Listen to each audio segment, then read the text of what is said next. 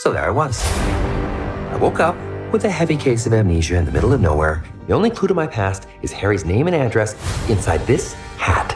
So I made my way to the apartment, and that's when I found you and your stapler gun.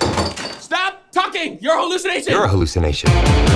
So you're a talking Pikachu with no memories who's addicted to caffeine. I could stop whenever I want. These are just choices. Another round, extra shot, black as night. Thank you, sweetie. I don't know. Maybe Harry got in too deep. Mixed up the wrong crowd, that kind of thing.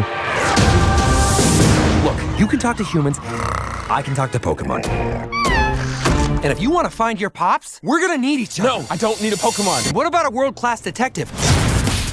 Ah, my clues! What is all this? Harry is still alive. Case closed, but still open until I solve it. All right, here it is. Harry faked his own death. Or somebody else faked Harry's death. Or Harry faked somebody else's death. That last one doesn't work at all.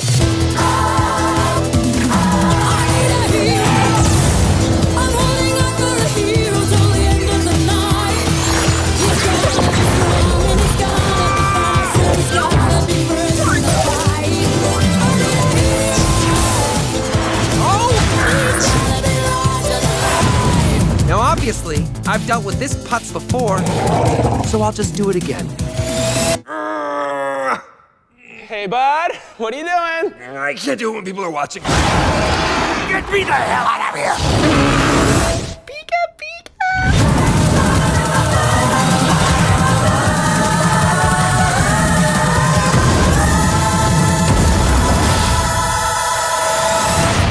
That's a twist. That's very twisty.